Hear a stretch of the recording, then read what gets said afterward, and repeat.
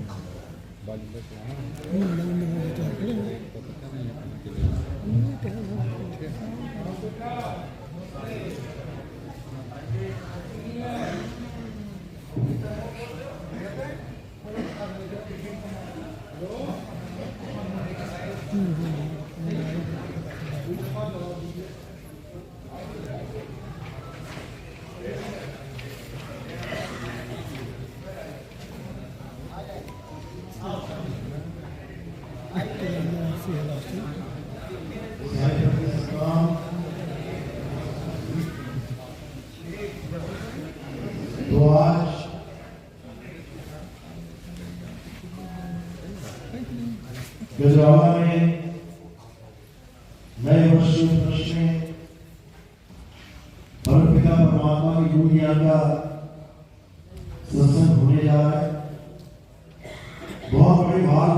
जीवों के जो अपने पूरे जीवन काल में एक बार भी इस मूल ज्ञान को सुन पाते हैं, और उससे भी बड़े भाग होते हैं उन जीवों के जो इस मूल ज्ञान को थोड़ा सा भी समझ पाते हैं।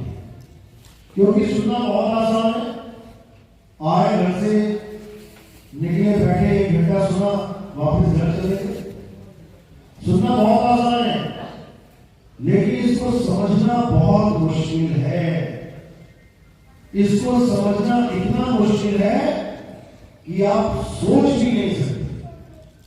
समझ केवल उसी को आता है जिस पर परमात्मा की दया होती है, जिसमें मालिक की पूरी दया हो जाती है, वो इस ज्ञान को समझ जाता है। उसका विवेक ऐसा जागता है कि एक एक बात उसको समझ में आने लग जाती है।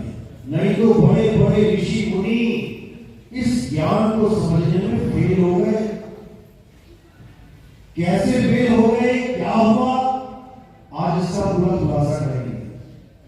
और मालिक से अरदास करूंगा कि आप लोग पास हो जाओ, आप मत फेल हो जाना कहीं, क्योंकि ये एक जन्म मिला है, इंसानी जन्म। 1,84 घूमने के बाद एक जन्म मिला है, इंसानी जन्म। अगर ये जन्म बर्बाद कर लिया तो दोबारा से वही उसी चक्कर में आ जाओगे। हाथी, घोड़ा, कुत्ता, बिल्ली, शेर, सांप, बिच्छू, चींटी, इसी चक्कर में आ जाओगे। फिर कोई तुम्हें पूछने वाला नहीं रहेगा कि क्या हाल चाल है। आज तो पूछ लेते हैं फोन करके, क्या क्या हाल है भाई, हाँ ठीक है। फिर कसाई के दरवाजे पे खड़े हो जाओगे बकरा बन के, कोई नहीं पूछेगा क्या हाल है, कोई बचाएगा नहीं। बार बार मरना पड़ेगा, बार बार कटना पड़ेगा। तो इस सब से छुटकारा कैसे मिले, बार बार जन्म मृत्यु से छुटकारा कैसे मिले, ये आज आपको अच्छी तरह समझाएंगे। और जिसपे मालिक की दया होगी वो समझ जाएगा। तो सत्संग शुरू करने से पहले परमात्मा के नाम पे जयकार लगाएंगे और फिर सत्संग शुरू करेंगे।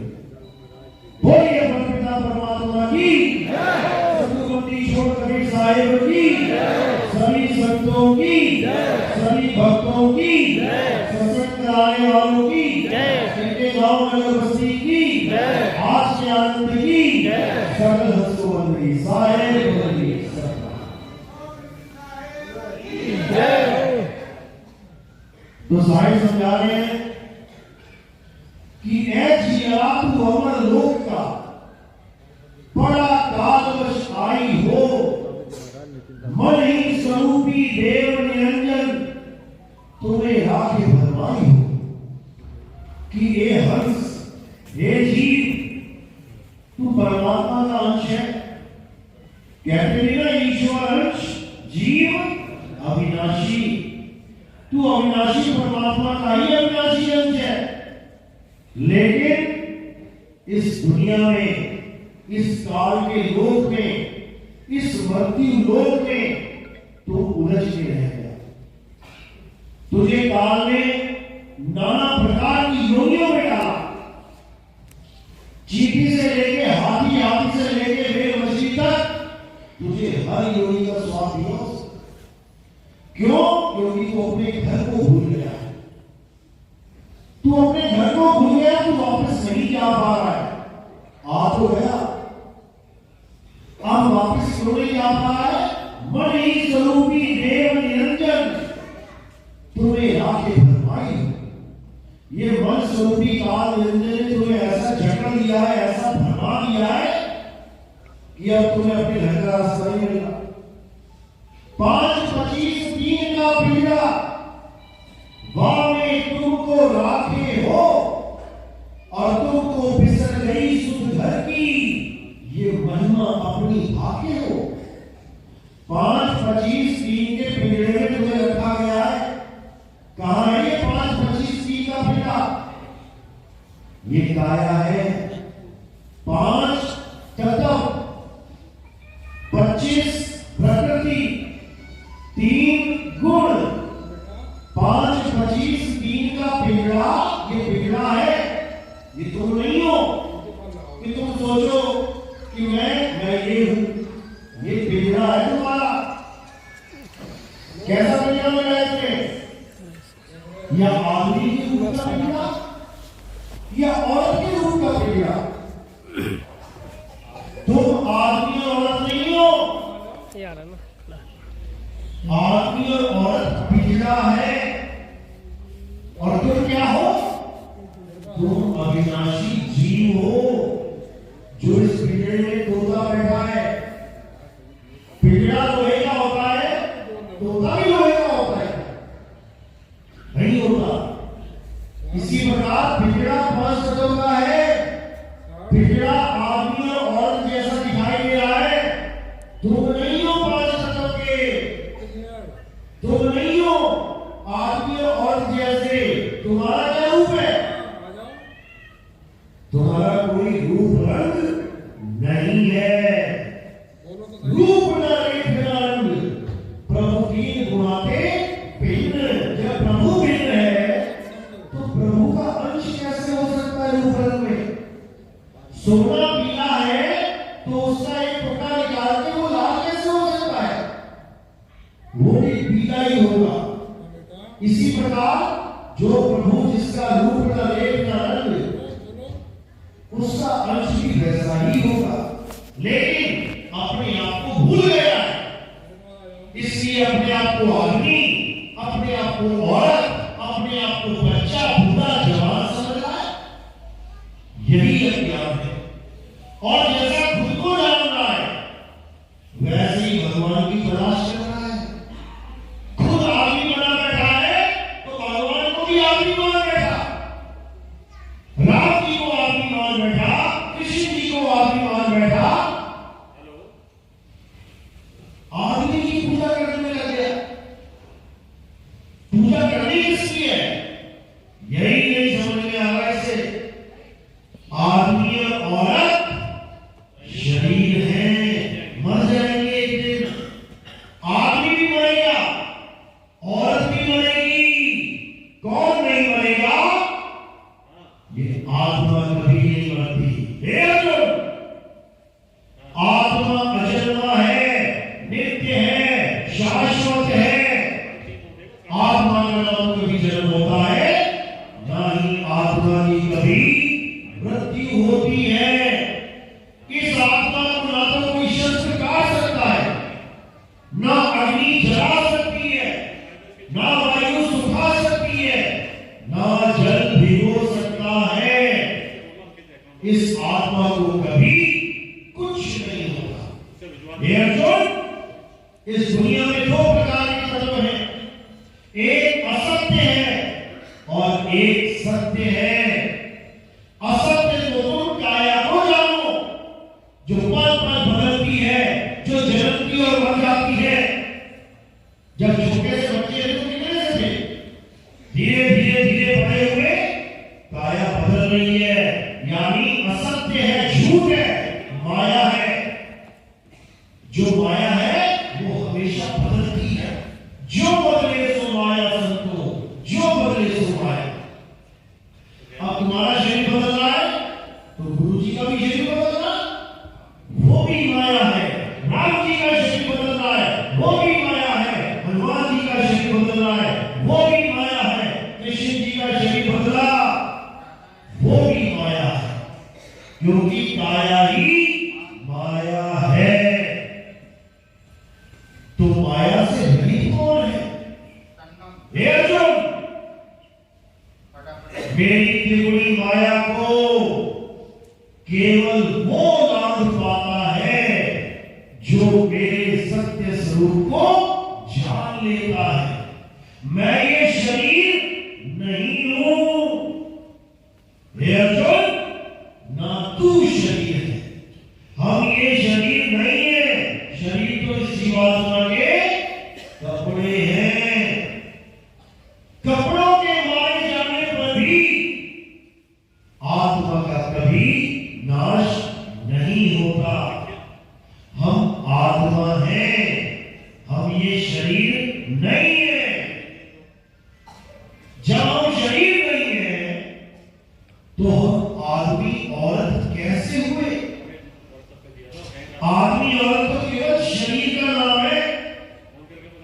और कोई कहे कि विष्णु जी आदमी है, ये उसकी गलतफहमी है। कोई कहे कृष्ण जी आदमी है, ये उसकी गलतफहमी है। विष्णु जी का पहला अवतार क्या था? मछली का। अब मछलियां खुश हो गई कि हमारा भगवान हमारे रूप में आ गया। मछलियों का भगवान मछली कैसा ही होगा? उन्होंने मछली को भगवान मान लिया। उसके बाद कछुआ बन गए, पूर्व अवतार। कछुए खुश हो गए कि हमारा भगवान हमारे जैसा मिल गया। कछुआ ही भगवान है। हंसी आएगी सुन के। उसके बाद बड़ा अवतार जंगली सुअर का अवतार लिया, जो दोनों दांतों के ऊपर पृथ्वी वाला सी देखते हैं आप। तो सारे जंगली सुअर खुश हो गए कि भगवान हमारे जैसा है। धीरे धीरे धीरे धीरे राम कृष्ण जी का अवतार लिया तो मनुष्य अवतार में आ गए। अब हम मनुष्य ये मान के बैठ गए कि हमारा भगवान तो हमारे जैसा है। उसके दो हाथ हैं, दो पैर हैं, सिर है, जांघ है, भुजाएं हैं। ये भी हमारी गलतफहमी है। विष्णु जी ना तो मछली है, ना कछुआ है, ना वराह है, ना नरसिंह है, ना राम है, ना कृष्ण है, और ना ही विष्णु जी का जो शरीर दिखाई दे रहा है वैसे। कोई सोचे कि विष्णु जी आदमी है, वो आदमी भी नहीं है। जब देवताओं में बैठ के राक्षस अमृत की बूंद पीने लगा तो किसने गला काटा उसका? विष्णु जी ने। लेकिन क्या वो आदमी था? कोई कौन था? औरत के रूप में आए गला काटने के लिए।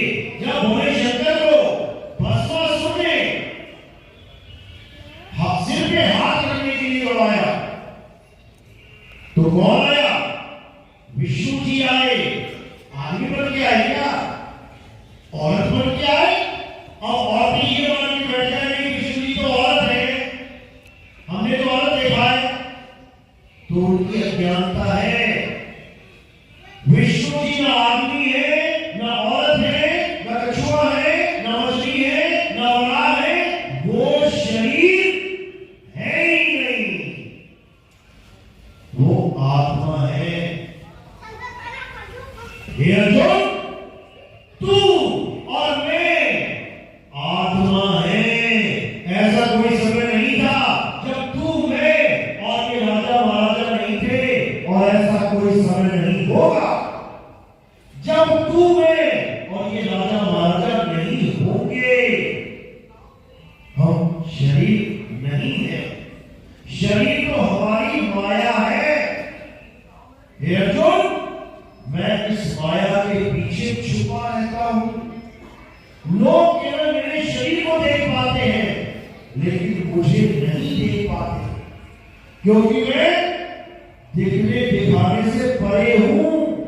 मैं अगम अगोचर हूं। और जो गोचर वस्तु है, जो दिखाई देती है, वो सब माया है। गो गोचर जहां बन जाई, तहां लग माया जानो भाई। इसलिए अर्जुन, मुझे केवल वही जान पाते हैं जो मुझे आत्म स्वरूप के रूप में जानते हैं। नहीं तो सब मेरी काया में ही उलझ के रह जाते हैं। हे अर्जुन, इस दुनिया में एक ही सत्य है, और वो सत्य है आत्मदेव। उसी आत्मा की वजह से सारी सृष्टि चल रही है। उसी आत्मा की वजह से आप खा रहे हो, पी रहे हो, आप बातें कर रहे हो, गा रहे हो, बजा रहे हो, आप मंदिर जा रहे हो आत्मा की वजह से, आप मस्जिद जा रहे हो आत्मा की वजह से, आप गुरुद्वारे जा रहे हो, आप चर्च जा रहे हो आत्मा की वजह से, आप जयकारे भी लगा रहे हो तो आत्मा की वजह से,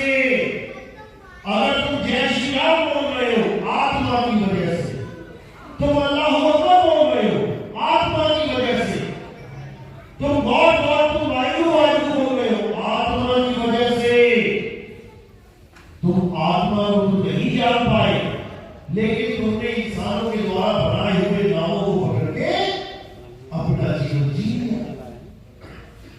अब जिस आत्मा की वजह से सब कुछ चल रहा है, क्या आप उस आत्मा को जान पा रहे हो? आत्मा का नाम तो सुना है सबने? सबने आत्मा का नाम सुना है? आप खड़े करो, जिसने आत्मा का नाम सुना है सबने सुना है।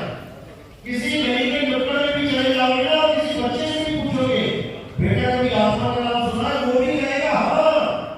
किसी मुसलमान से पूछोगे, बेटा आत्मा का नाम सुना है? वो भी कहेगा हाँ। किसी ईसाई से पूछोगे आत्मा का नाम सुनेगा? वो भी कहेगा हाँ। किसी सिख से पूछोगे आत्मा का नाम सुना है? वो भी कहेगा हाँ। आत्मा का नाम सबने सुना है। अपनी अपनी आत्मा लेके आए हो आप अपने साथ, किसी घर में तो नहीं है नहीं। पता लगा भैंस को पानी पिला रहे हो, जल्दबाजी में भैया की पार्टी के पास पड़ी, या आटा उनके रोटी बनाने के चूल्हे के पास ही पड़ी रहेगी आत्मा। सब लेके आए हो अपनी आत्मा, चेक कर लो, हाथ लगा के एक बार। पता लगा भूल ही रहे हो, घर में पड़ी हो, तुम चेक भी नहीं कर पाओगे, क्योंकि उसको चेक करने का मीटर भी नहीं है कहीं। लेकिन उसका प्रमाण है कि यह आत्मा है। क्यों? क्या प्रमाण है? क्योंकि आप बैठे हो, चल रहे हो, बोल रहे हो, हिल रहे हो, ये प्रमाण है कि आत्मा है। और जब आत्मा नहीं होगी तो क्या होगा? तुम मिट्टी की ढेरी की तरह पड़े होंगे एक जगह, ना कपड़ों का पता होगा, ना बालों का पता होगा कहां जा रहे हैं। अभी कपड़े खराब हो जाए, बाल गिरे हो जाए तो घर से बाहर नहीं निकलोगे, बिना कमीज किए, बिना प्रेस किए। और जब आत्मा नहीं है तो नंगे ही पड़े हो, कौन देगा आप? किसको क्या पता क्या होगा?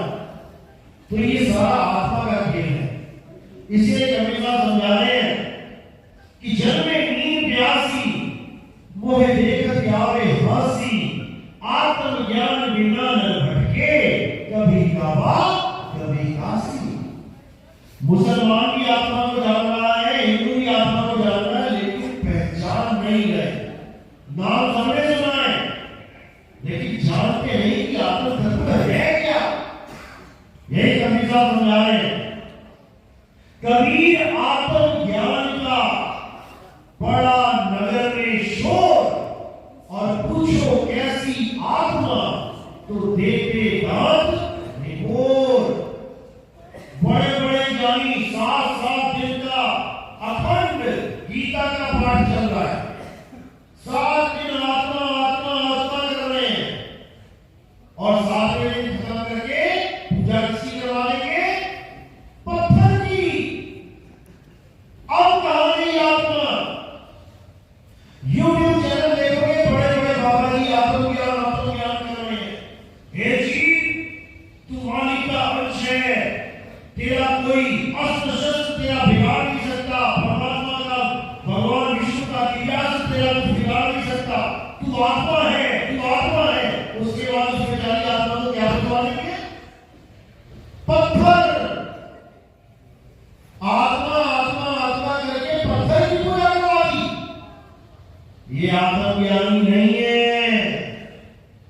तुम्हें आत्मा आत्मा बोल के गोवर्धन पर्वत के चक्कर लगवा दिए।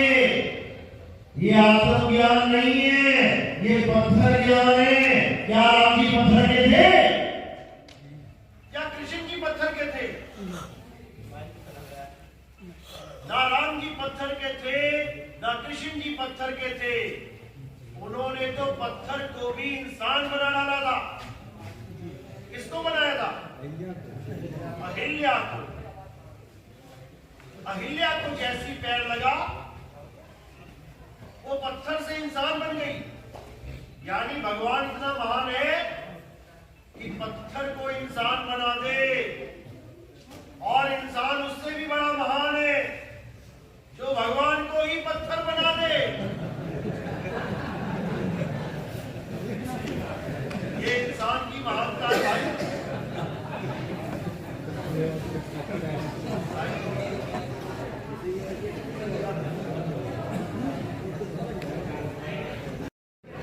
कहते जहां कबीर करे गुरुवाई और वहां निरंजन द्वंद मचाई। पत्थर की जगह से लगवा रहा होता तो ये माइक डबल आवाज में बोलता। और जहाँ सत्य की बात चली वहाँ ये भी धोखा दे गया क्या? मसी मसाई मस्ती भी लड़ेगा मेरी। तो ये होता ही है, आगे शर्म है समझी बात।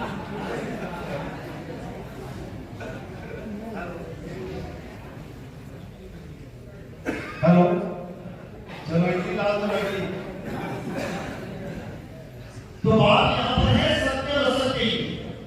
सत्य वो होता है जो अखंड है, हे अर्जुन। आत्मा अखंड है, आत्मा को कोई शस्त्र खंडित नहीं कर सकता।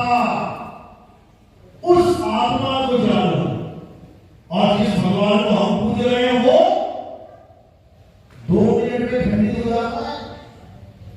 भले 1 करोड़ रुपए की मूर्ति ले आओ, 1 करोड़ रुपए की मूर्ति लेके आए,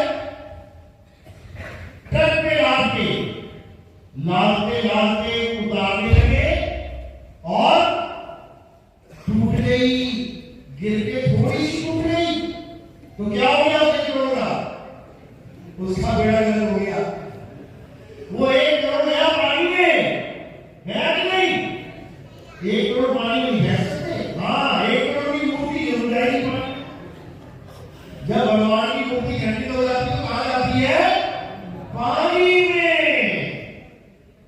ऐसे भगवान की पूजा नहीं होगी कृष्ण जी ने जो पानी में चढ़ा जाए। हे अर्जुन, आत्मा को पानी भिगो नहीं सकता, और जिसको तुम भगवान माने बैठे हो वो भिगो भी देता है, जला भी देता है। हे अर्जुन, इस एक जन्म में अगर तुमने आत्मा का ज्ञान प्राप्त नहीं किया तो तुम्हारा ये अनमोल जीवन नष्ट हो जाएगा। इसलिए अध्याय 4 34वें श्लोक में क्या होगा? हे अर्जुन, जो ज्ञान मैं तुम्हें समझा रहा हूं, जो आत्मा का ज्ञान मैं तुम्हें बता रहा हूं, इस ज्ञान को प्राप्त करने के लिए ऐसे गुरु की शरण में जाओ जिसने आत्मा को जान लिया है, जिसने अपनी आत्मा को जान लिया है। वो तुम्हारी आत्मा का भी भेद बता सकता है। जिसने अपनी आत्मा को नहीं जाना वो खुद भी पत्थर पूजेगा और तुझे भी पत्थर पूजवाएगा, क्योंकि वो आत्मा को नहीं जानता। वो केवल सुनी सुनाई बात, लिखी हुई बात बोल रहा है, उसने उसका अनुभव नहीं किया है। यही कबीर साहब समझा रहे हैं कि कबीर आत्म ज्ञान में डूब पड़ा संसार। बिना आत्म ज्ञान के सारा संसार डूब मर रहा है, कोई बचाने वाला नहीं है। अब बचाएगा कौन? केवल भेदी गुरु, जिसको आत्मा का भेद पता है, वही तुम्हारे जीवन में आत्म ज्ञान लेके आ सकता है। नहीं तो सारे गुरु पत्थर ही बनवाएंगे। पत्थर हमारा भगवान नहीं है, हमारा भगवान आत्मा है, जिसकी वजह से मेरा हाथ उठ रहा है। अगर ये आत्मा निकल जाए शरीर से तो मैं भी पत्थर की तरफ बढ़ जाऊंगा, फिर मुझे पत्थर में कोई फर्क नहीं रहा। हमारा भगवान पत्थर नहीं है, हमारा भगवान इस मंदिर में नहीं रहता। अगर भगवान मंदिर में रहता होता तो क्या मंदिर को रात में ताले लगते? जब भगवान ही मंदिर में बैठा है तो ताला क्यों लगाना? ताले क्यों लगाते हैं? पता है क्यों लगाते हैं? इसलिए लगाते क्योंकि घर में कोई नहीं होता, इसलिए लगाते हैं। पापा मम्मी भाई बहन घर में है तो ताला लगा के डाल देना, फिर देखना मजा कितना आएगा, फिर देखना कितना मजा आएगा। और कहने के पहले तुम्हारी दैया भी आएगा नहीं सारे, फिर तुझे पता नहीं हम तो बैठे हैं और तू ताला लगा के चला गया। फिर ताला वहां लगाया जाता है जहां पर अंदर कोई ना हो। अब मंदिर में ताला लगा है, इसका मतलब मंदिर में कोई नहीं है। अब चोर की बारी आई। अब उसे ताला लेकर लगा मंदिर में, घुस गया मंदिर में, क्योंकि चोर तुमसे ज्यादा सियाना है, चोर तुमसे बड़ा ज्ञानी है। तुम सोचोगे अंदर भगवान है, चोर को पता है अंदर कोई भगवान नहीं है। सीधे जाएगा, कहां जाएगा पता नहीं है, गल्ला देखने जाएगा, गल्ला उठाएगा, सामने भगवान होगा, उसको कोई फर्क नहीं पड़ता, क्योंकि उसको पता है पत्थर है, भगवान नहीं है। गल्ला उठा के ले जाएगा और कहो तुमने बढ़िया वाली मूर्ति लगा दी है साधु की, तो उसको भी ले जाएगा, तुम्हारा भगवान उठा के ले जाएगा। तो भैया ऐसा भगवान हमारा नहीं है कि किडनैप हो जाए और इंटरनेशनल मार्केट में उसकी गोली लग जाए। हमारा ऐसा भगवान नहीं है, ना ही किसी संत ने ऐसा भगवान वास। पूरी गीता में तुम एक जगह दिखा दो कि किसी पत्थर को पूजने की बात की हो। पूरी गीता में आत्म ज्ञान, आत्मा आत्मा आत्मा कहते हैं कृष्ण की। और जो देवताओं की पूजा करते हैं उनको क्या सम्मान दिया गया है पता है? जो तुम कहते हो गर्व से कहो मैं हिंदू हूं, बहुत अच्छी बात है। क्या करते हो आप हिंदू हो? तो मैं देवताओं की पूजा करता हूं। अध्याय 7 23वां श्लोक पढ़ो, अध्याय 7 23वां श्लोक पढ़ो। उसमें क्या लिखा है? जिनकी कम अकल होती है, जिनकी बुद्धि कम होती है, जो अल्प बुद्धि लोग होते हैं, वो देवताओं की पूजा करते हैं। पढ़ो जरा, पढ़ो, तुम्हें पता नहीं कौन सा सर्टिफिकेट देने किसी चीज में। जो कम अकल के लोग होते हैं वो देवताओं की पूजा करते हैं। देवताओं से प्राप्त होने वाले फल सीमित और क्षणिक होते हैं। गणेश जी की पूजा करी, मान लिया कुछ बहुत बढ़िया अच्छी बात है। गणेश जी ने कार दे दी, तुमने कार मांगी होगी, तुमने गणेश जी की फोटो भी लगा दी डैशबोर्ड पे। हफ्ते बाद क्या हुआ? कार का क्रैश हो गया और सारी कार खत्म, पूरा परिवार खत्म। अब जो गणेश वाला उठा रहा देख रहा गणेश जी उसमें है, उसी कार में गणेश जी भी है, महेश जी भी है, सब है, लेकिन एक्सीडेंट नहीं हो जाता। इसीलिए बोला गया गीता में कि देवताओं की पूजा करने वाले कम अकल लोग होते हैं, अल्पबुद्धि जीव है वो, उनको प्राप्त होने वाला फल सीमित और क्षणिक होता है। देवताओं की पूजा करने वाले देवलोक को जाते हैं, पितरों की पूजा करने वाले पितरलोक को जाते हैं, भूतों की पूजा करने वाले भूतों के भी जन्म लेते हैं।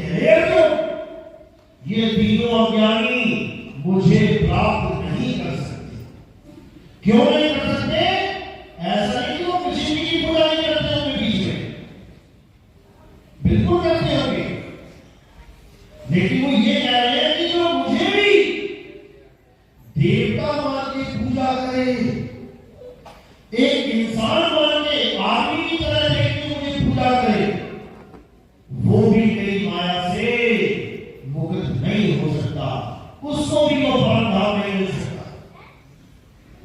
क्योंकि अगर कोई मुझे देवता मान के पूजा कर रहा है तो देव भी एक योनि है।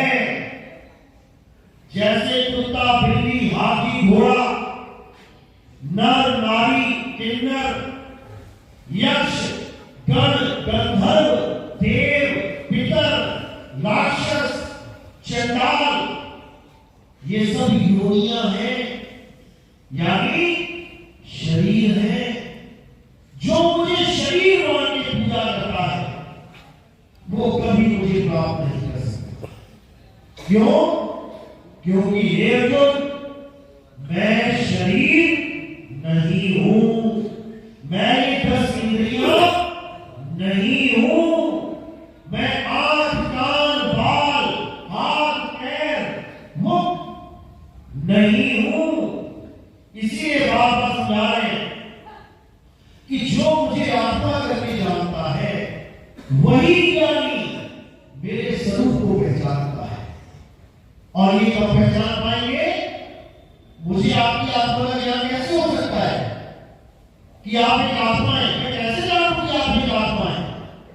मैं कैसे जानूं कि आपकी आत्मा का स्वरूप क्या है? क्या तरीका है उसको जानने का? कोई मीटर लगा है क्या कि टेस्ट करूं मैं वहां पे? जैसे आपके घर में पंखा है, सबके घर में पंखा है, पूरे देश में पंखे लगे हैं, पूरे वर्ल्ड में पंखे लगे हैं, मेरे घर भी लगा। अब मुझे ये जानना है कि बाकी पंखे कैसे काम कर रहे हैं, उनको चलाने वाला करंट कैसा है।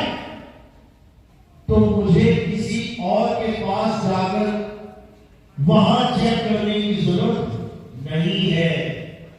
क्या करना पड़ेगा?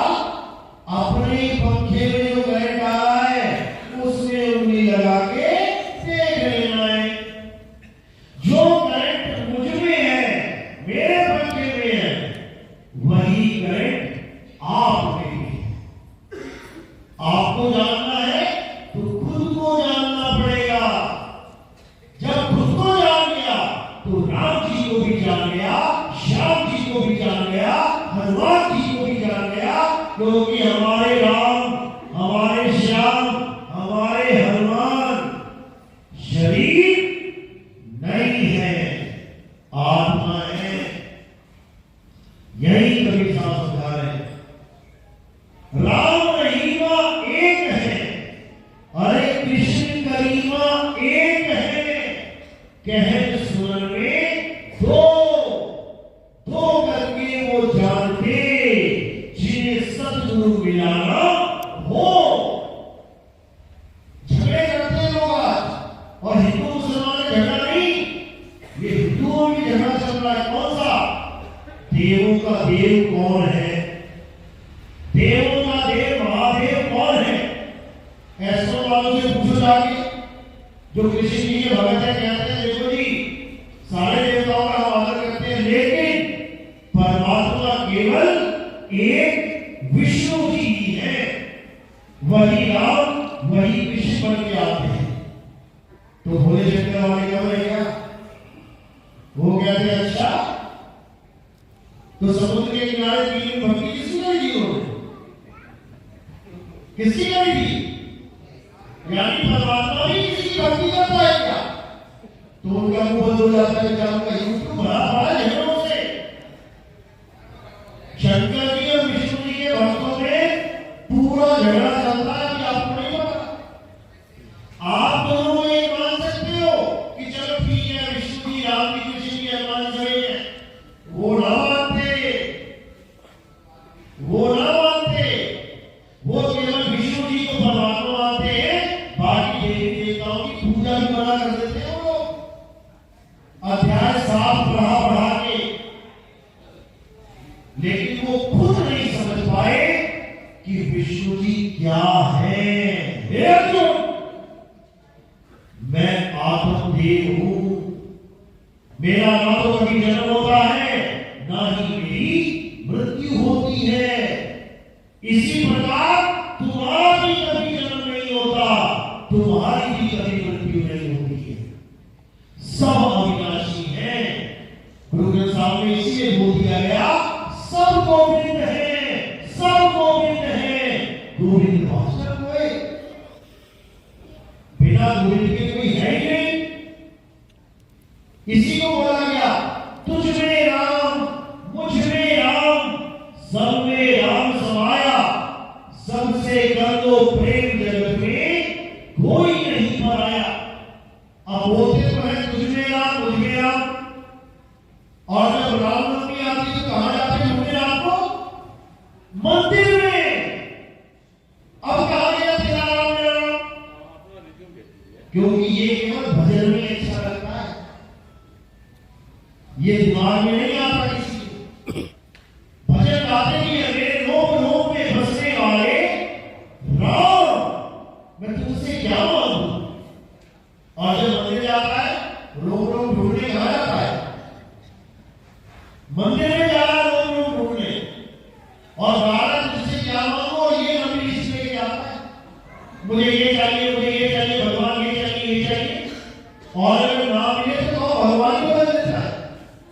यार यहाँ पे पूरी इच्छा पूरी नहीं हो रही है, वो मंदिर बढ़िया है, वो शरीर का मंदिर है, वहां इच्छा पूरी हो रही है, और नीचे चला जाता है गाँव में।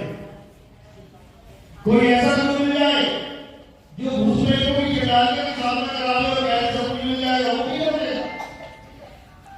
तो ये हाल है इस जीव का, अज्ञानता में, आत्मज्ञान के अभाव में। और संत हमें यहाँ पर आत्मज्ञान देने आते हैं। जब लगना छीनोगे आत्म, तब लगना मिली है परमात्मा। आत्म छीने परमात्मा छीने, संत कहा है सोए, और यह भेद काया से न्यारा, बूझे मृदा कोई। यह भेद काया से न्यारा है, काया का कोई भेद नहीं है इसमें। काया तो केवल एक जरिया है इस ज्ञान को समझने का। ये इंसानी जन्म मिला है ज्ञान समझने के लिए। कुत्ता बिल्ली हाथी घोड़ा बकरा बन गए तो कोई सत्संग नहीं मिलेगा कभी। सत्संग केवल मनुष्य की जोड़े में मिलेगा। पूजा तो मंदिर में नहीं कर सकते हो। देखो महाराज, मूर्ति सामने रखा है, मंदिर में डंडा दिखाता है, मंदिर उठाता है, धूप अगरबत्ती और तेरा चालू हो जाता है पूजा करना। हाथी से शिवलिंग पे जल के बात जाता है, प्रेम करा करा के। ये सब तो कर लोगे, लेकिन अपने आत्म स्वरूप को नहीं जान सकते। और जब तक अपना आत्म स्वरूप नहीं लिया, तब तक इसी जन्मों जन्मों में भटकते रहोगे, कोई बचाने वाला नहीं। तो भगवान को खोजना है, मालिक को खोजना है, तो कहां खोजना है? अपनी आत्मा में। कैसे? कबीर साहब समझा रहे हैं, जीव तिलवाही तेल है और जीव चकमक में आग, तेरा साईं तुझ में है, जाग सके तो जाग। कि तेरा साईं नहीं बाहर नहीं है भाई, तेरा साईं तुझ में है, यानी तेरी आत्मा में विराजमान है वो। गुरु ग्रंथ साहब ने कोई कमी नहीं छोड़ी समझाने में। आत्म में राम, राम में आत्म, चीन गुरमुख विचार। कि इस आत्मा में जो राम बैठा है उसको तुम तभी छीन पाओगे जब तुम्हें गुरु मिलेगा, और जो गुरु ज्ञान देगा उसके द्वारा तुम केवल अपनी आत्मा को याद कर पाओगे। नहीं तो भगवान के नाम पे तुम अपनी आत्मा को छोड़ के सब कुछ याद करने में लगे। पूजा पाठ हवन यज्ञ पितर जो मर्जी देख लो, वो सब तुम्हारी आत्मा से भिन्न है। यानी तुम सबको देख रहे हो, खुद को नहीं देख रहे। अब खुद को देखना है, तब समझ पाओगे कि आत्मज्ञान क्या है। तो साहिब समझा रहे, जब लगना छीनोगे आत्म, तब लगना मिली है परमात्मा। आत्म छीने परमात्मा छीने, संत कहा है सोए, और यह वेद काया से न्यारा, बूझे मृदा को। इसलिए बोला क्योंकि काया केवल 5 तत्वों का खेल है, लेकिन आत्मा इन 5 तत्वों को चलाने वाली है। जिसकी वजह से हिंदू मुस्लिम सिख ईसाई चल रहे हैं। तुम मंदिर जा पा रहे हो आत्मा की वजह से, सामने मूर्ति है आरती सुना रहे हो। अगर उसी वक्त आत्मा ने शरीर को छोड़ दिया तो सामने भगवान की आरती पूरी नहीं करा पाए। तुम मस्जिद गए नमाज पढ़ने, आधी नमाज पढ़ पाए, आत्मा ने शरीर को छोड़ दिया, अल्लाह भी पूरी नमाज नहीं पढ़ा पाए। नहीं तो वीडियो देखो कितनी पड़ी हुई, नमाज पढ़ते पढ़ते आदमी लेट गया, आधी नमाज में लेट गया, मतलब यानी अगर तुम अल्लाह की बंदगी कर भी पा रहे हो, तुम भगवान की पूजा कर भी पा रहे हो, तो इस आत्मा की वजह से, और इसी आत्मा को नहीं जान पा रहे, यही अज्ञान है। इसलिए आत्मज्ञान को समझो। आत्मज्ञान का मतलब ये बिल्कुल नहीं है कि तुम जय श्री राम राधे राधे मोहन मोहन करो, बिल्कुल नहीं।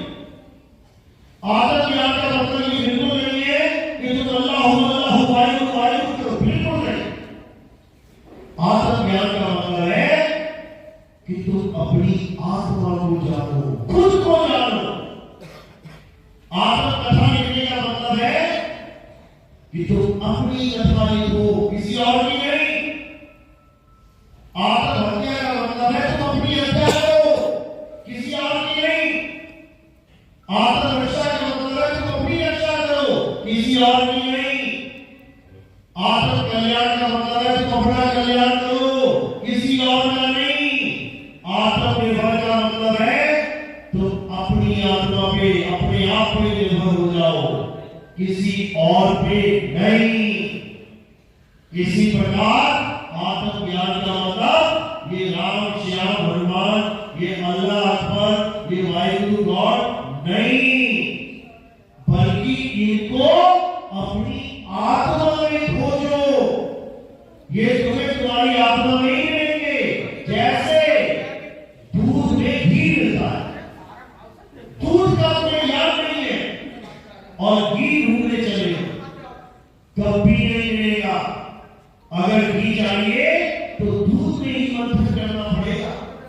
इसी प्रकार अगर आत्मा चाहिए तो तुम्हें अपने बारे में जानना पड़ेगा, गुरु से भेद प्राप्त करना पड़ेगा, फिर उसी आत्मा में परमात्मा का विलाप होगा। आत्मा में परमात्मा दर्शे, परमात्मा में छाई और छाई में परछाई दर्शे, लगे कबीरा सा। इतना स्पष्ट भेद बताया, लेकिन हम समझ नहीं पाए। हम उलझ गए बाहरमुखी क्रियाकलापों में। अब क्या करना है? अब अंतर्मुखी। अंतर्मुखी मतलब ये नहीं कि आपके बंद करके तुम अंदर ढूंढने लग जाओ। आगे बंद करके अंदर ढूंढोगे तो भी माया में फंस जाओगे। क्यों? क्योंकि ये काया भी माया है। सचखंड बसे निरंकार, बोलते तो ये है कि सचखंड बसे निरंकार, और सचखंड मान किसको लिया? इस काया को। इस काया में निरंकार का वास है। अरे सचखंड बसे निरंकार बोला कि माया बसे निरंकार? ये काया तो माया है, और इस माया में जो ढूंढेगा उसे माया ही मिलेगी। कीचड़ में कमल है, बिल्कुल है, बोलने में आ रहा है, लेकिन असल में कमल कीचड़ से बाहर होता है।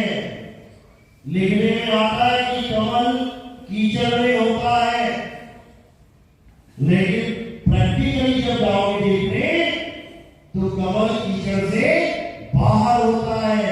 और अज्ञानता में तुमने कीचड़ में छलांग मार दी, अंदर ढूंढने लगे तो क्या मिलेगा? कमल नाल मिलेगी। नाल होती है कमल की, कीचड़ में कमल नहीं होता। तो कमल नाल क्या है? जीव। इस काया में ढूंढोगे तो क्या मिलेगा? जीव, क्योंकि काया में ही जीव रहता है। लेकिन कमल नाल कमल को नहीं कहते, इसलिए जीव से मुक्ति नहीं होगी। किससे होगी? आत्मा से। आत्म ज्ञान बिना नर भटके। नर ही जीव है। ये जो नर बोला गया है ये जीव के लिए बोला गया है। वैसे तो नर केवल काया का नाम है। काया होगी किसने है? जीव ने होगी है। काया और तो ली, अब इसको खोल नहीं पा रहा। एक काया छूट रही, दूसरी पकड़ रहा, दूसरी छूट रही, तीसरी पकड़ रहा। जब तक इसको आत्मज्ञान नहीं हो गया, यानी जिन मकानों में ये रहना सीख गया, अब इन मकानों को छोड़ के, किराए के मकानों को छोड़ के अपने इसका जन्म मरण कभी खत्म नहीं हो सकता। अब जितने भी गुरु मिल रहे हैं इसको सब उलझाने वाले मिल रहे हैं, सब उलझाने वाले। कैसे? कोई कह रहा मंदिर जा तू हिंदू है, कोई कह रहा मस्जिद जा तू मुसलमान है, कोई कह रहा है गिरजाघर जा, कोई कह रहा है गुरुद्वारे जा। क्योंकि ये केवल शरीर को पहचान रहे हैं। टोपी पहन ली मुल्ला जी है, पगड़ी पहन ली सरदार जी है, टीका लगा लिया हिंदू है, चर्च का क्रॉस पहन लिया ईसाई है।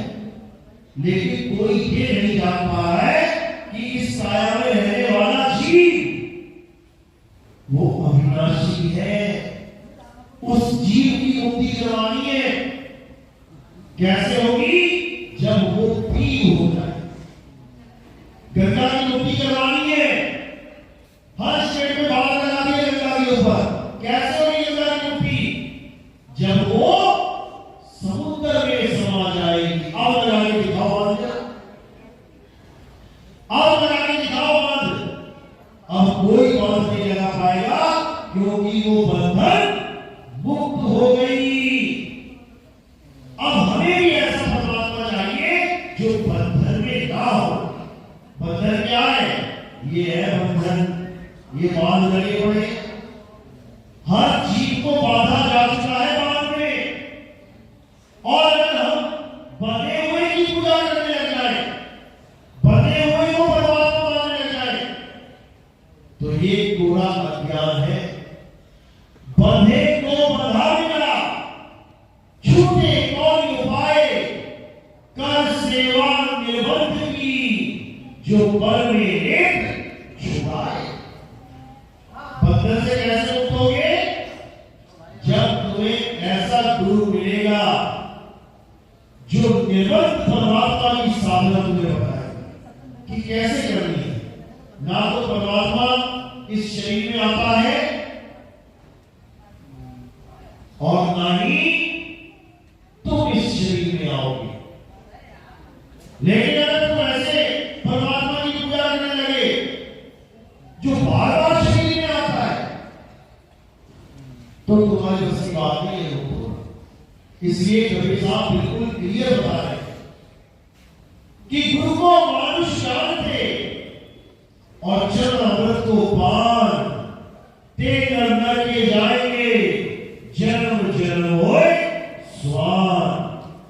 जो गुरु को मनुष्य मानते हैं, मनुष्य मानते हैं मतलब गले में लॉकेट लगा रखा है, ये कौन है? मेरे गुरु जी है। अच्छा, तेरे गुरु जी की आंख भी है, तेरे गुरु जी की नाक भी है, तेरे गुरु जी की गर्दन भी है। फिर तो एक दिन मरेगा तेरा गुरु। क्योंकि आंख, नाक, गर्दन, हाथ, पैर ये सब एक दिन मिट्टी हो जाएंगे। अगर तेरा गुरु शरीर है तो वो मरेगा, और जिसका गुरु ही मर जाए उसका चेहरा कैसे बचेगा? तो कह रहे गुरु को मानुष जानते चरण तो पान ते नर के जाएंगे, जन्म जन्म होए स्वान। यानी जन्म तो पानी मत मान लेना कि पानी समझ के पी रहे हो। चरणामृत का मतलब है कि तुम्हें अमृत का ज्ञान मिलने वाला है। वो है चरणामृत जिससे मन छूटता है।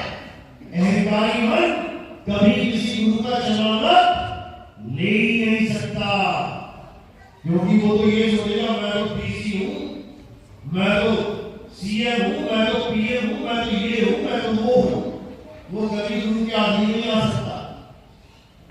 तो उन लोगों के लिए क्या बोला कि वो कभी पार नहीं हो पाएंगे, क्योंकि जब तक उनका अहंकार नहीं खत्म हुआ तब तक वो देह को छोड़ ही नहीं पाएंगे, क्योंकि सारे अहंकार देह से हैं। अगर तुम्हें अहंकार है कि तुम ज्यादा सुंदर हो तो याद रखना कि तुम कभी अपने स्वरूप को प्राप्त कर ही नहीं सकते। क्यों? क्योंकि तुम्हें अपने नकली स्वरूप का अहंकार बहुत सुंदर हो तो तुम अपने आप को ही चमड़ा मान रहे हो, और जिसने अपने आप को चमड़ा मान लिया वो क्या मुक्त हो पाएगा? जिसने अपने आप को समझ लिया कि मैं एमएलए हूं, इसका मतलब उसने अपने आप को आदमी मान लिया। आदमी तो बनता है एमएलए। अब जिसने अपने आप को आदमी मान लिया तो भैया वो अपने आप को आत्मा कब मानेगा? अपने आप को आदमी, औरत, गोरा, काला, पीला, हरा, गुलाबी सबसे अलग मानो। अपने आप को आत्मा जानो। जब तुम आत्मा हो तो सामने वाला भी आत्मा है। फिर तुम गोरे और वो काला नहीं है, फिर तुम आदमी और वो औरत नहीं है। जब इस अवस्था में आओगे तब तुम्हें समझ में आएगा कि संतों का ज्ञान है क्या, गीता का ज्ञान है क्या। ये पत्थर पूजने वाला ज्ञान नहीं है हमारे सनातन धर्म का। ये तो इन अज्ञानियों ने बुझवा डाले। सनातन धर्म का मतलब क्या है? किसी भी सनातनी बाबा जो बैठा हुआ उससे पूछ लो कि बाबा जी सनातन का मतलब क्या होता है, बता नहीं पाएगा वो। बस उसने ये समझ लिया कि टीका लगा लिया है, भगवान कपड़े पहन लिए, राम जी का झंडा उठा लिया, हनुमान जी का झंडा उठा लिया, मैं तो हो गया सनातनी। कभी सपने में भी नहीं हो सकता वो सनातनी। सनातनी का मतलब होता है अध्याय 2 24वां श्लोक। पढ़ो क्या कह रहा है। ये तो आत्मा अचल है, आत्मा अघुलनशील है, आत्मा अटोल है, आत्मा पुरातन है। ये आत्मा ही सत्य सनातन है। ये आत्मा ही सनातन है और आत्मा को जानना ही हमारा धर्म है। लोग कहते हैं ना सबसे पुराना धर्म कौन सा है? सबसे पुराना धर्म हिंदू धर्म है, सनातन धर्म है। उसकी कोई डेट भी नहीं बता सकता कि किसने चालू किया, कब चालू किया। कितना पुराना होगा सोचिए जरा। सनातन धर्म कितना पुराना होगा सोचिए जरा। आदमी नहीं बनाया होगा ना धर्म, धर्म आदमी बनाता है। मुसलमान, ईसाई इंसानों के द्वारा बनाए गए। सनातन धर्म किसी ने नहीं बनाया, वो स्वयं से है। आत्मा ही सनातन है और आत्मा को जानने वाला सनातनी है। अगर तुम किसी शरीर की पूजा कर रहे हो इसका मतलब तुम गिनती में आ गए हो। तुम आत्मा बुद्ध को पूज रहे हो इसका मतलब तुम अभी कलयुग की बात कर रहे हो। तुम राम जी की पूजा कर रहे हो इसका मतलब तुमने भगवान त्रेता युग से मान लिया। तुम कृष्ण जी की पूजा कर रहे हो इसका मतलब तुम्हारा भगवान द्वापर में बैठा हो। तुम विष्णु जी की पूजा कर रहे हो इसका मतलब सतयुग से चालू हो सनातन धर्म। बिल्कुल गलत है। जब कुछ भाई नहीं तब से सनातन धर्म है, क्योंकि आत्मा ही सनातन है और आत्मा को जानने वाला ही सनातन है।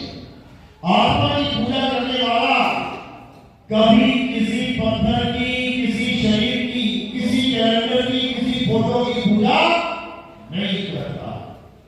बस उसकी यही पहचान है और यही सनातनी भगवान को अति प्रिय है। कोई सोचे कि मैं कृष्ण जी की रोज पूजा करता हूं, मंदिर में जाके 3 टाइम अगरबत्ती जलाता हूं, घंटी बजाता हूं, भोग लगाता हूं, तो कृष्ण जी मुझसे खुश होंगे। कभी खुश ना होंगे, मुझसे दान देंगे तुम्हें। क्यों? जैसे किसी आदमी का बच्चा पैदा हो गया, बड़ी गलती मानी, बच्चा पैदा हो गया, अब बच्चा बड़ा हो गया, रोज पैर छूना है, 3 टाइम पिताजी के पैर छूने छूने बुरा हो गया। पिताजी ने रोज 3 टाइम पैर छूना है, खाना खिलाना है, सब कुछ कर रहा है। और पिताजी जब कोई काम बोलते हैं, बेटा बाजार से वो ले आना, बेटा वहां चले जाना, बेटा उसको मिल लेना जाके, एक काम ना सुनता हो, एक भी काम नहीं सुनता पिताजी का, पूरी उम्र नहीं सुना। तो पिताजी क्या कहेंगे अंत में? कहेंगे अरे निकम्मे, ऐसा कपूस पैदा हो गया, इससे अच्छा तो हो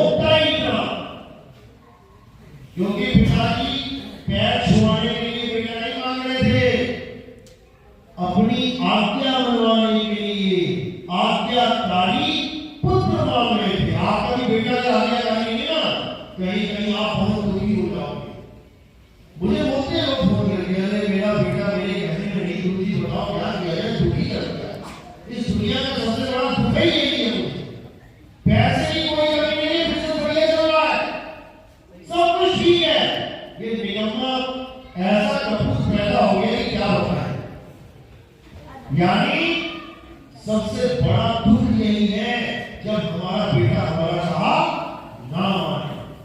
तो तुम्हें क्या लगा, तुम कृष्ण जी की बात मान रहे हो? एक बात ना मान रहे कृष्ण जी ने एक बार भी नहीं कहा कि तुम देवी देवताओं की पूजा करो, बल्कि देवी देवताओं का विरोध किया, सबको मना किया कि कोई देवी देवता की पूजा नहीं करेगा, कोई हवन यज्ञ नहीं करेगा, कोई व्रत नहीं करेगा, कोई उपवास नहीं करेगा, देवताओं के नाम पे कोई आहुति नहीं देगा। याद है कब कहा था? लोगों में खलबली मच गई, क्या बात कर रहे हो? हमारे सारे दादा परदादा नगरदादा अगरदादा सारे यही करते रहे, आप कह रहे हो कि नहीं करना है, तो क्या करेंगे हम? तब कृष्ण जी ने क्या कहा? वो सामने गोवर्धन है, उसकी पूजा करो जाके। पहाड़ की पूजा करवा दी उन्होंने, देवताओं की पूजा छुड़वा के, पहाड़ की परिक्रमा करवाएगी, पूरा घूमेंगे, चक्कर लगाएंगे 84 कोस का, थक हार के लेट जाएंगे, एक बार भी याद ना आएगा कि कौन से देवी देवता की पूजा करनी है। देवताओं को पता लगा कि कृष्ण जी ने यह हुक्म दे दिया, आ गए, नाराज हो गए, आ गए देवताओं और आ गए इंद्र, क्या करने लगा? घनघोर बारिश कर दी, कहना डूबो के मारेंगे। कौन मारना चाहता तुम्हें? राक्षस, देवताओं का राजा, तुम्हारे जान का दुश्मन। जब वो आया और उसने घनघोर बारिश करी, तो कृष्ण जी ने क्या किया? एक ही उंगली पे पूरा पर्वत उठा के सबको बचा लिया। जो देवताओं के राजा से तुम्हें बचा रहा है, बताओ वो कब हुक्म देगा तुम्हें कि देवताओं की पूजा करो? एक बार भी नहीं बोला उन्होंने ये जरूर बोला कि जब तक तुम हमारे आत्म ज्ञान को नहीं समझ पाते, तब तक अगर तुम देवताओं की पूजा करना चाहो तो मैं तुम्हारे मन को स्थिरता देता हूं। अध्याय 7 में लिखा है कि अगर कोई अपने मन से किसी देवी देवता की पूजा करना चाहे तो मैं उसके मन को स्थिर कर देता हूं कि चल ठीक है, जब तक तू आत्मज्ञान को नहीं समझ पा रहा है, पूज ले गणेश को, पूज ले महेश को, पूज ले शनिदेव को। लेकिन जब तेरे जीवन में विवेकी गुरु आ गया, फिर इन सबको छोड़ देना। यानी तुम्हें अपने बच्चे को डॉक्टर बनाना है तो उसको पहली क्लास की भी किताब मिलेगी, दूसरी भी पढ़नी पड़ेगी, 10वीं भी करनी पड़ेगी, 12वीं भी चलेगा। लेकिन अगर 12वीं तक ही सीमित होकर बैठ जाए तो क्या डॉक्टर बन जाएगा? नहीं बनेगा। जैसे ही वो उस लायक हुआ कि डॉक्टरी के हॉस्पिटल में, इंस्टीट्यूट में एडमिशन ले पाए, पिछली क्लास को छोड़ देना। कहां पे दर्ज है ये वाणी?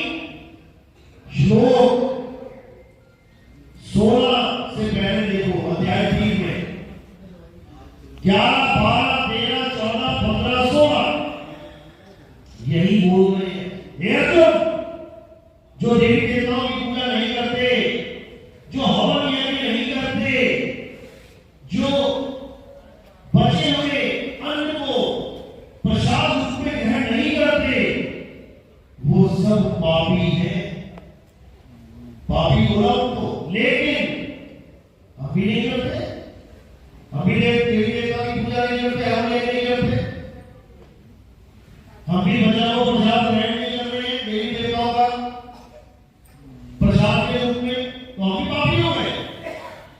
बिल्कुल नहीं। 16 के बाद 17वें श्लोक में क्या बोला? किंतु, लेकिन जो लोग आत्मा में रमण करते हैं, जो अपनी आत्मा में तृप्त हैं, जो अपनी आत्मा में संतुष्ट हैं, उनके लिए कोई धार्मिक कर्म कर्तव्य लागू ही नहीं होता। उनको फिर किसी की जरूरत नहीं है, ना उनको मंदिर जाने की जरूरत, ना मस्जिद की, ना गुरुद्वारे जाएगी ना चर्च की, क्योंकि जिस चीज के लिए वो दौड़ रहे हैं वो उन्हें अपनी आत्मा में ही मिल जाता है और उनकी खोज खत्म हो जाती है। गुरु ग्रंथ साहब में भी यही समझाया गया है, बस वहां पर आत्मदेव की जगह शब्द नाम लिखा गया है। शब्द बोला गया वहां पे। कहते जो प्रभु को विमोच है तो खोज शब्द में ले। शब्द में खोज अपने प्रभु को। कौन से शब्द में? कहां पर मेरा प्रभु, कहां पे मेरा राम? आत्म में राम, राम में आत्मा। आत्मा कह लो, शब्द कह लो, जो मर्जी कह लो, एक ही वस्तु है। इसको समझना है और जो इसको समझता जाएगा वो एक सतनाम के झंडे के नीचे आता जाएगा। फिर उसको किसी और की पूजा करने की जरूरत नहीं है, फिर उसको सतनाम मिलेगा। सतनाम यानी उसका अपना स्वरूप। भाई समझा रहे हैं, सत्य नाम कोई नाम नहीं, ये है आत्म रूप। और जो जाने इस भेद को पावे आप स्वरूप। जो इस भेद को जान जाता है कि सतनाम कोई मंत्र नहीं है, कि कोई कहे कि ओम सोहम सतनाम है, नहीं है। कोई कहे सोहम सोहम सोहम ये सतनाम है, नहीं है। कोई कहे मंत्र है कि जपना पड़ेगा सतनाम सतनाम सतनाम, ये भी नहीं है।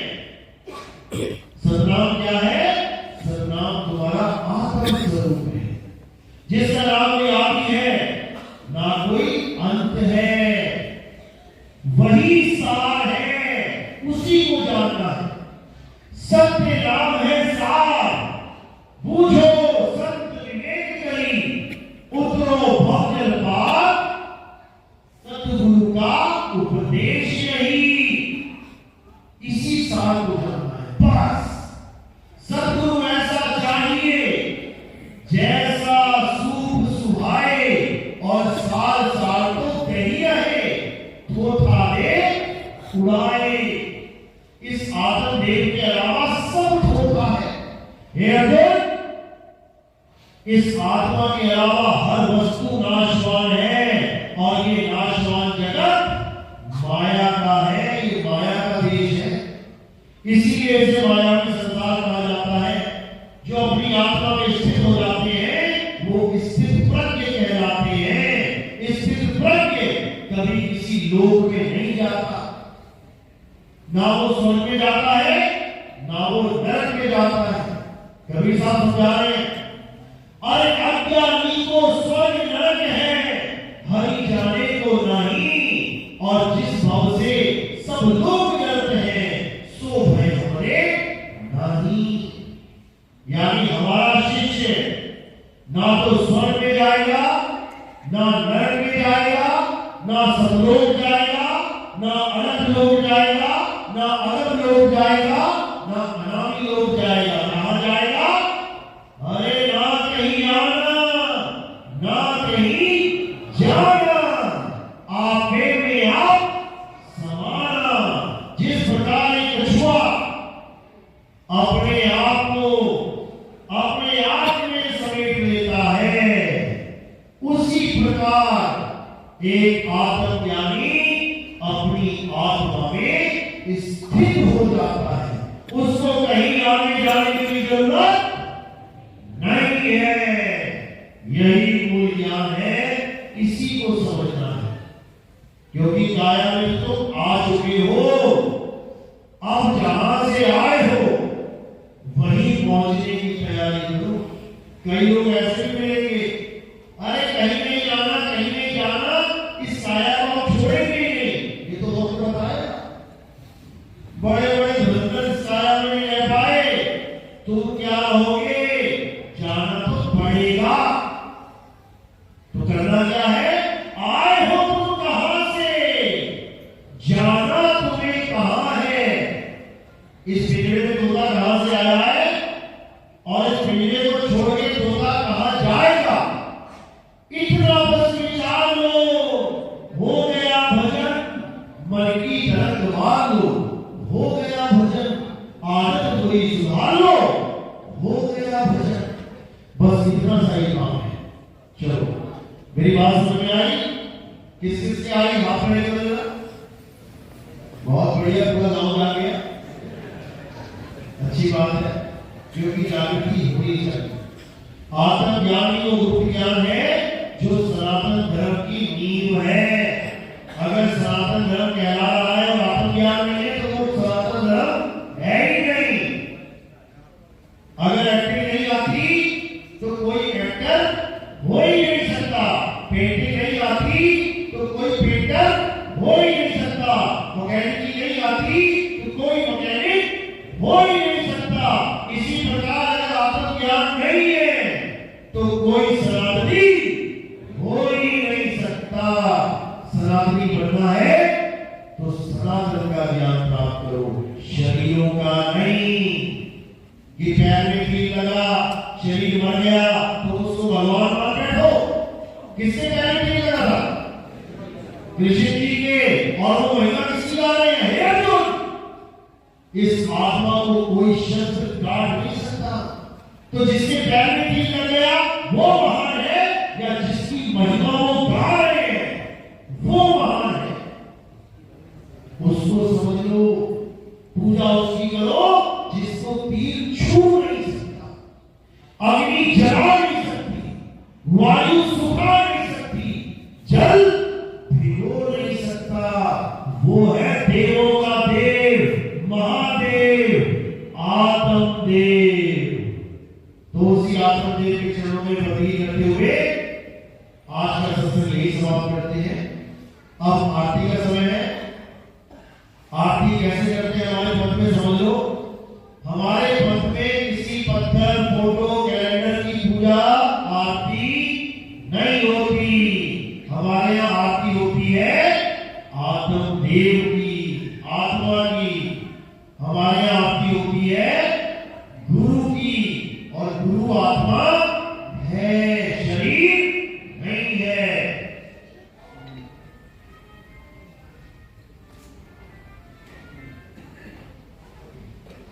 तो आपने एक करके आना है। कैसे होती है आपकी समझ लो। थोड़े से फूल उठाने, मेरे सिर के ऊपर रखने। सिर के ऊपर क्यों रखे? क्योंकि काया पैरों से लेके सिर की चोटी तक है। और ये फूल आपने कहां समर्पित किए? काया से परे। यानी ये फूल सीधे आत्मदेव के चरणों में समर्पित हो जाते हैं। हमारे यहाँ यही विधान है आरती का। ऐसी आपने आरती करनी है। एक एक करके आते जाएंगे और इधर उतरते जाएंगे, इधर से आते जाएंगे, इधर उतरते जाएंगे। कोई प्रचार में योगदान करना चाहेगा? जैसे आपको पता है कि अब प्रचार बढ़ता ही जा रहा है, टीवी में भी प्रोग्राम चालू हो चुके हैं और भी कई जगह खर्चा होता है। तो आप अगर सेवा में कोई योगदान करना चाहेंगे अपनी इच्छा अनुसार, तो केवल चरणों में ही रखने होते हैं। कोई गोदी में थाली में नहीं रखेगा, हाथों में नहीं पकड़ाएगा। जो सेवा होती है वो संतों के चरणों में होती है। तो पूरे विधि विधान के साथ आपने आरती करनी है। आरती लगाने की जय सत्य।